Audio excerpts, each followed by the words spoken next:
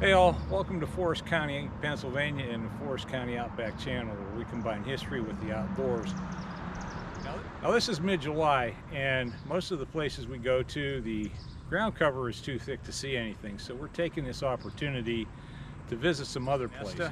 And so today we're going to talk to Mary Alice Knopf, who's director of the Forest County Historical Society, and she's going to tell us a little bit about the society and the work it does, and give us a tour of their very excellent museum here.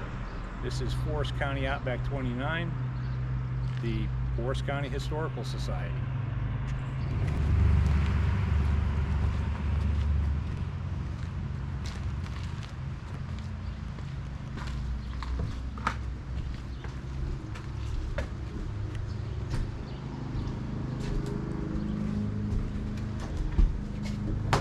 Morning. Good morning. Welcome to the Forest County Historical Society Museum. Come on in, and you're now entering originally the home of George and Martha Robinson, who moved up here from Armstrong County, and they had this house built in the late 1870s. So.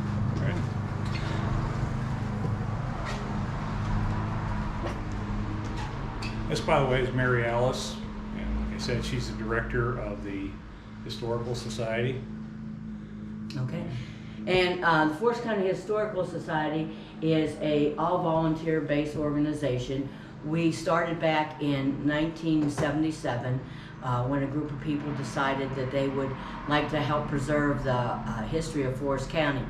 At that time, they found an office up at the what's now the dam up there, and then I'm not sure what year they moved down here, but it was later on when they were able to purchase this house and buy it. We have some pictures preserved of the Robinsons family whenever they lived here, and their children and even one grandchild lived here.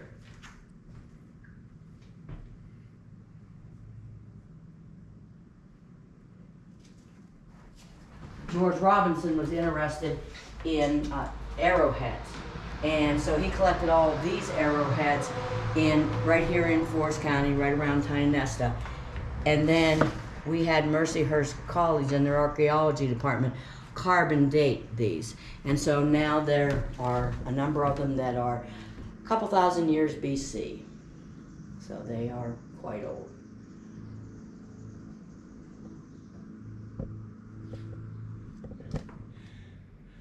I wanted to jump in here for a second. One of the Forest County's claim to fame is we are the only county in Pennsylvania without a traffic light. But we did have parking meters up until the 1990s, and these were actually kind of a joke around town. They took a penny, and they were the last ones in the state. And one time they were the only ones in the state, and it was really funny because you could tell somebody from out of town because they would actually put money in these things. The people who lived here never bothered with it. So it was kind of a neat little sidelight there.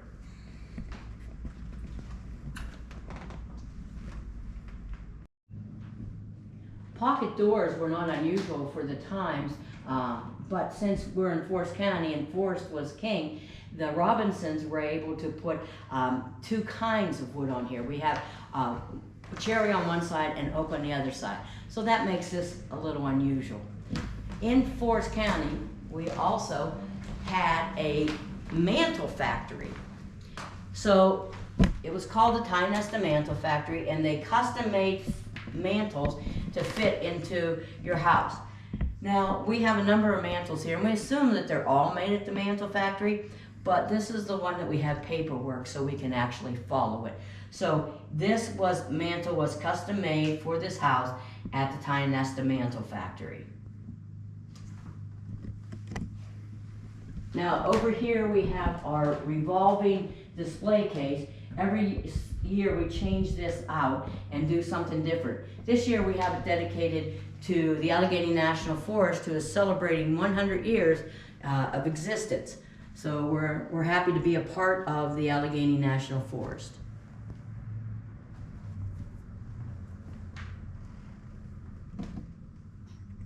When when we take a look at the architecture of the house, I've been told that these windows are large windows, and they were put here at a corner angle so that you would be able to get a casket in and out of the house. Now, we know that both Mr. and Mrs. Robinson died here at their house.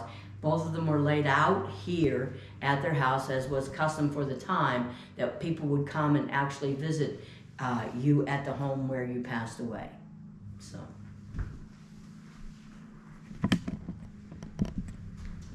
We call this our heritage room. Cyrus Blood founded Forest County, and we do have some items. We have some pictures and some items from Marionville that were original to the time of Cyrus Blood. We do even have a copy of the first home in Forest County, which would have been in Marionville at the time. Then on this side, of course, Tionesta existed before it became part of Forest County, and Tionesta was given as a tract of land to Lieutenant John Range for his service in the Revolutionary War. So we do have his hunting gun and some of his spurs from whenever he rode his horse. So we have those couple items and some more that have to do with Lieutenant John Range. And then as we inherited part of Venango County, we inherited land that was owned and run by Chief Corn Planter. So we now have some heritage with Chief Corn Planter. Chief Corn Planter had a great descendant of his donated this ceremonial costume, and so it is like an original ceremonial item that the Indians back then would have worn. Now, so it would be, if it's Chief Corn Planter, it would be the Seneca Indians at this time that would inhabit this area. Okay, we're here in the basement, and as we look around, we just see some old farm equipment and tools that they used to use and have been donated to us through the years. A number of different kinds of tools, a couple wagons, a skeet chute, things that have to do with entertainment. This area is a replica of an old butcher shop that used to be here in Tionesta. Then we have over here a blacksmith and their tools. Once again, that all these things have come from Forest County and have been donated to us.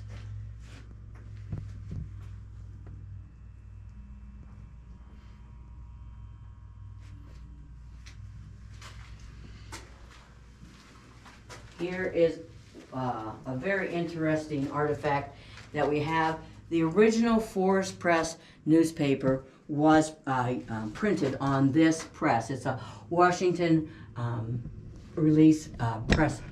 And the way that it would work is that you would take and line up all of your stamps backwards as to what you were going to say. And there's all different sizes and shapes.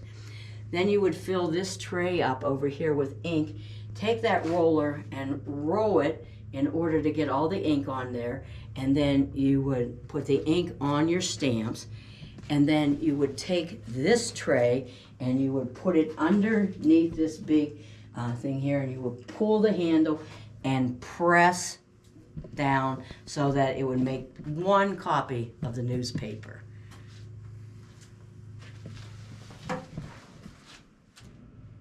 All right, now this machine here, we're not going to tell you what it is right now, but if you think you know, leave a comment. If you know what it is, or you think you know what it is, and at some point in the future, I will let you know what it was actually used for.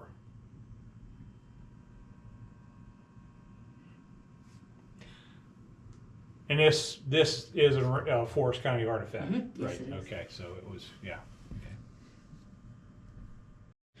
So here we have some cobbler's tools and things for making shoes out of leather that would have been popular back a long time ago. And then we have some more tools in the basement, and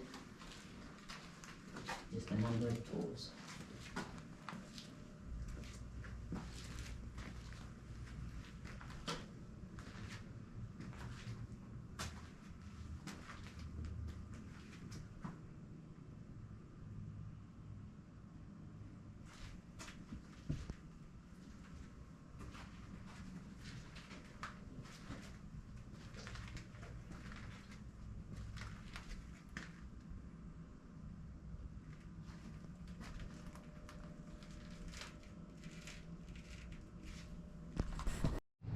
We have a theme for every room in our upstairs, and the theme of this room is, we call it our industry room.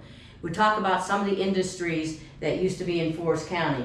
One would be Puritan pottery was made here in Tionesta and in Shippensville, but that was a big business for a while.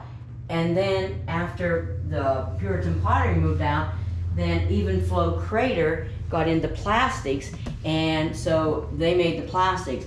Now the building is still a big building down at the end of town, and right now I believe it only holds SCI Forest, but the building itself is still there.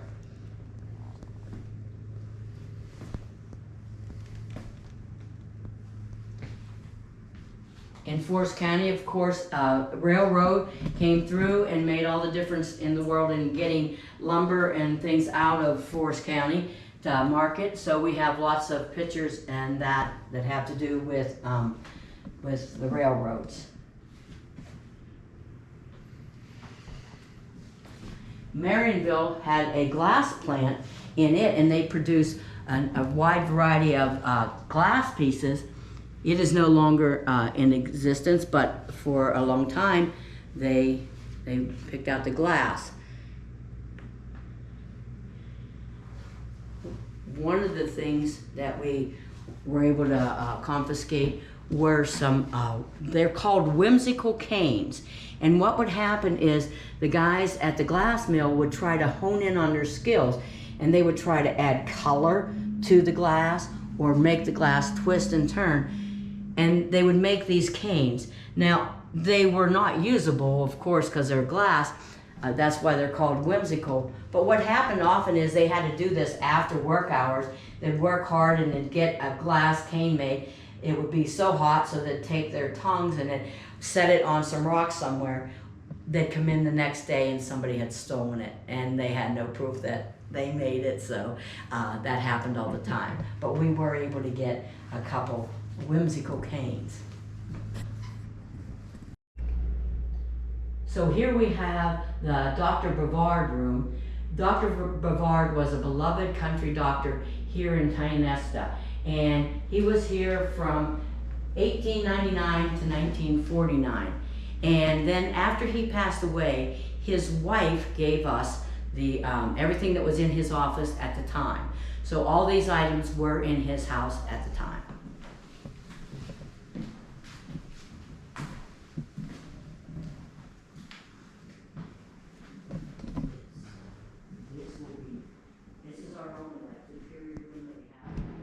This is our East Lake bedroom. It is our only two-period room. We tried to keep it as close to what it would have been like originally as possible.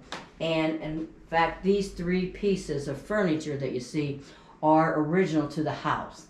They were moved out of the house, but then they were able to be brought back into the house via a donation. So these three pieces were original to the house somewhere. One thing that people often find quite interesting would be our mourning wreath, which is a wreath that is made out of human hair. So the women in the community would get together and they would make some flowers out of human hair, and then they would put it together, and when someone died at your house, you were given that to mourn your lost one for a certain amount of time.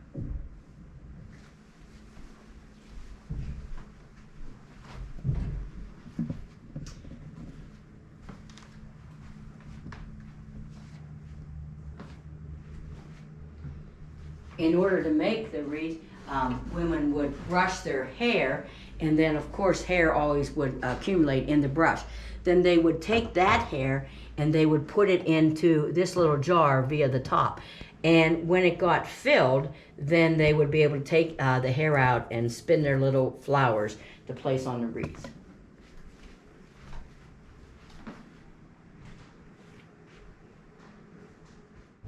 We are in our military room, which is curated by our local AMVETS club, and so they have set everything up for us. And so we'll start over here, and we have a whole number of uniforms that were given to us by the people, the soldiers themselves. but we have quite a variety of uniforms, hats, helmets.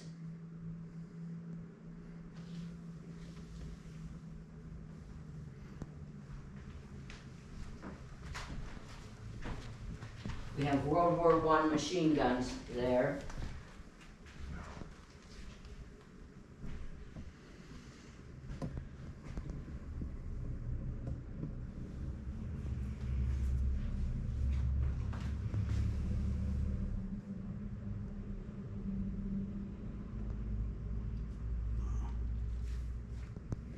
Here's a table which commemorates the MIA, people missing in action, soldiers, and this is what they always put on there to commemorate their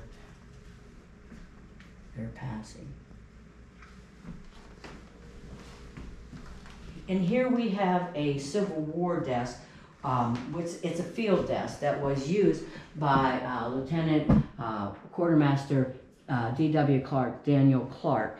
And the way that this would work is that you would set this up in the field, and you'd have to keep very good track of all your supplies, as well as who passed away in the war, as well as what soldiers came in.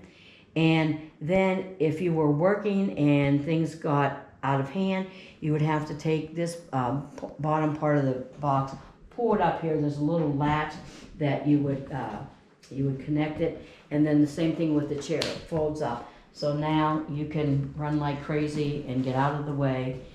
And then you have to find a stump somewhere where you're going that you can get it all out again and set it up and keep all the records.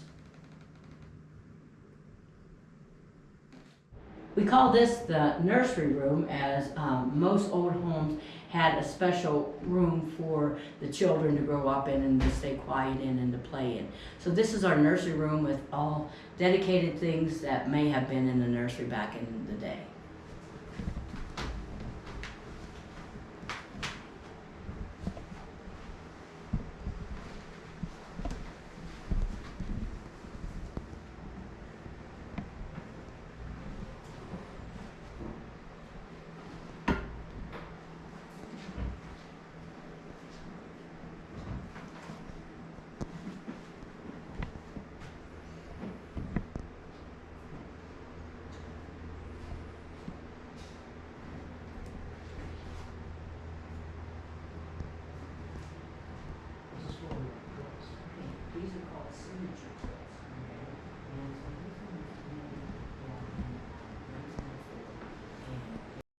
Here we have two samples of signature quilts, and the way that this worked is back in 1904, the Presbyterian ladies had a quilting circle across the street, and so they collected people's signatures, and you paid an amount of money to put your signature on there, and then they transferred that signature to the quilt, and then they embroidered over that signature. Then in 2007, the Historical Society did the same thing. They made a signature quilt, and so these names are much more recent, although many of these people have now passed on. And so they made this for a fundraiser for the Historical Society. So these are signature quilts.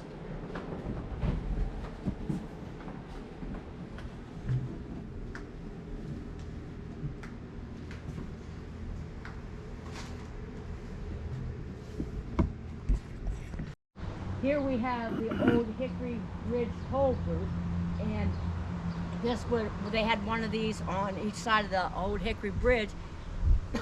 You would pay a nickel to go across that bridge, and so they would collect your money inside of this little booth.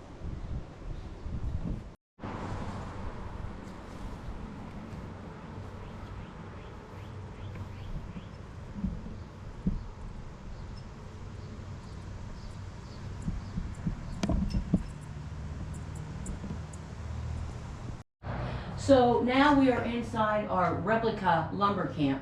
we put this replica lumber camp together in coordination with the Lumber Heritage Region, which Forest County is a part of. And so they helped to fund this whole thing and provided very much information as a resource about lumber camps.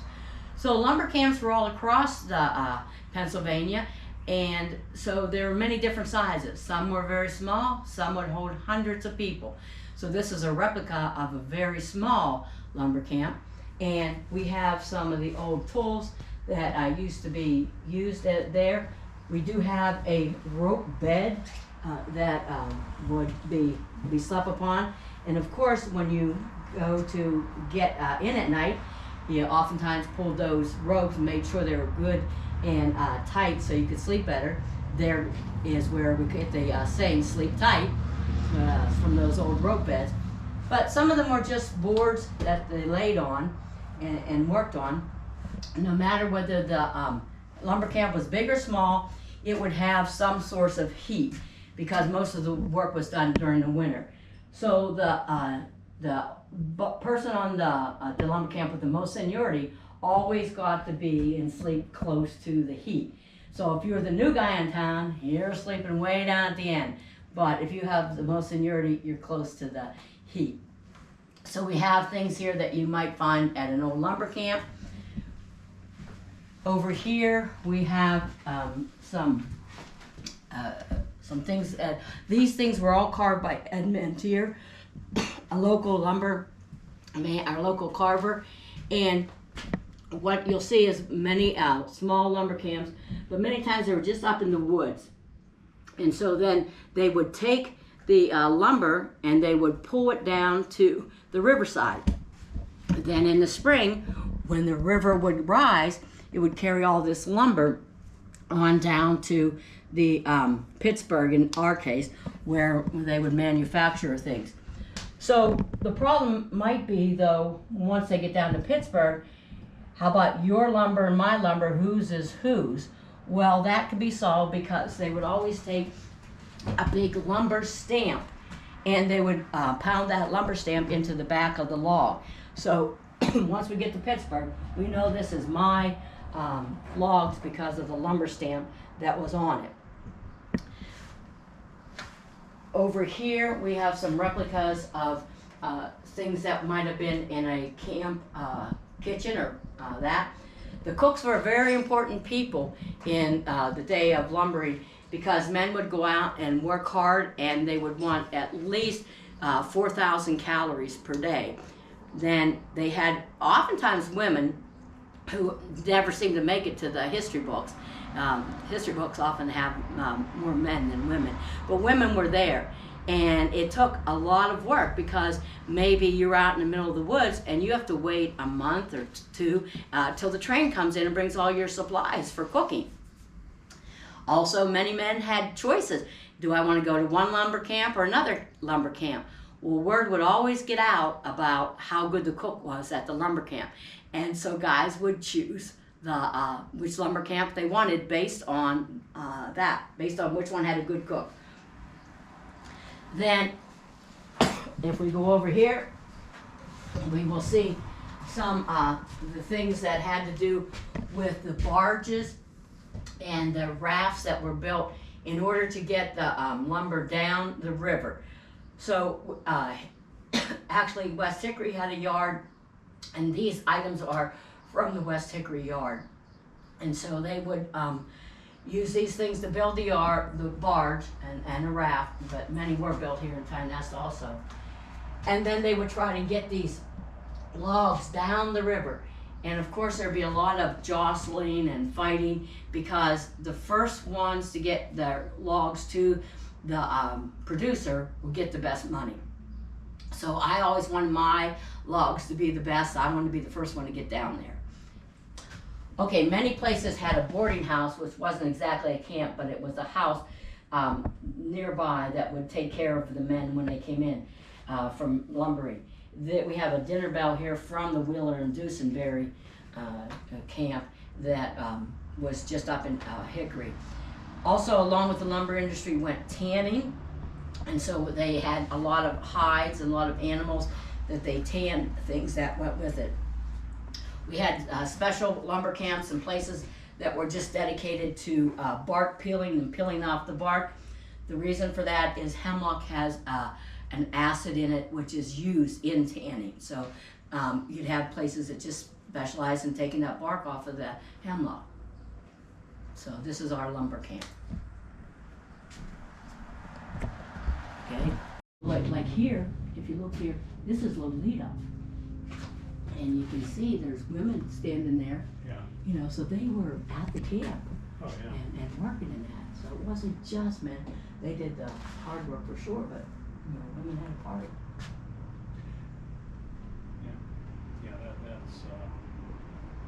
that's, yeah, I agree with you. It's the women's roles has definitely been overlooked. Right. Okay, that's it for our tour of the Forest County Historical Society and Museum, and I'd like to thank Mary Alice for her time. And what we covered was not everything that's here, so if you're in Tionesta looking for something to do, I would recommend stopping by. And you wanna tell us when you're open, or? Sure. We're open on Tuesdays from noon until 8 because we have our Tuesday talks every Tuesday during the summer at 7 o'clock. Then we're open Wednesday through Saturday from noon to 4. So we'd love to have you come. We ask for a donation of $5 if you're not a member, and if you are a member, then it's always free to get a tour. So we'd love to show you around. Okay. All right. Thank you. Thanks Thank for you. your time, and thank you. Okay. All right, that's it. So if you like what you saw, like, subscribe, comment, and send your comments on the machine downstairs we're trying to identify. And thanks for watching. We'll catch you on the next one.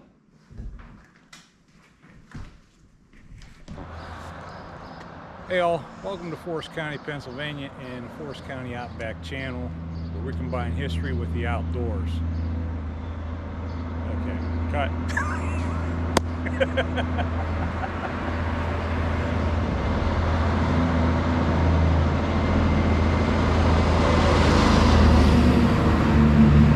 We may have to do this in segments. A couple of times.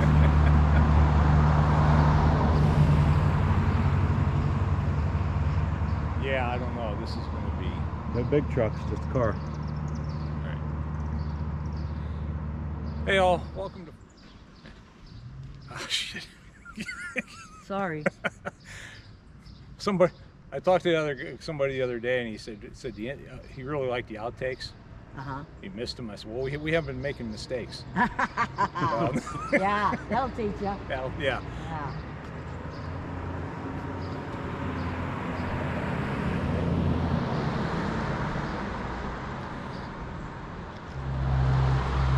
So we're going to take that opportunity to visit some other places, and today we're at the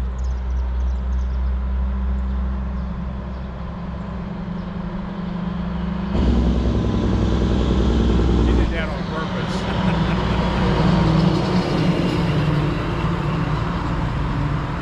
Oh, look at them logs. Oh man. Wow. How about it? So today we're at the Forest County Historical Society in Tionesta, and we're going to talk to the director, Mary Alice Knopf.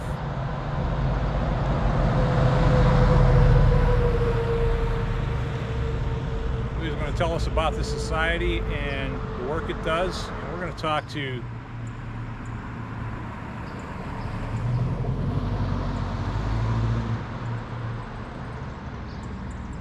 Another one. another one. Okay. I know where I'm at. When he goes.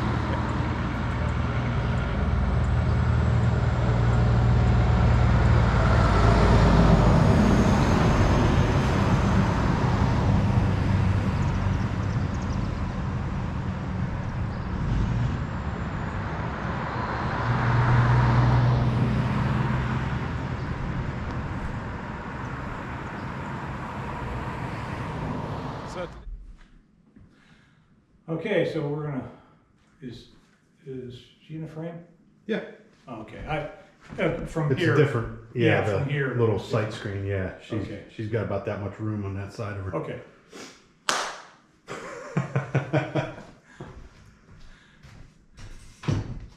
Okay, so that's it for our tour of the Forest County Historical Society. I'd like to thank Mary Alice for her time, and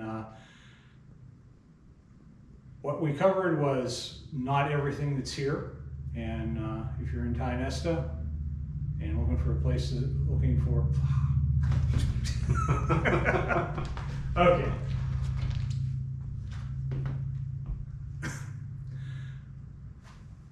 Okay, that's it for our tour of the Forest County Hysterical. We say that,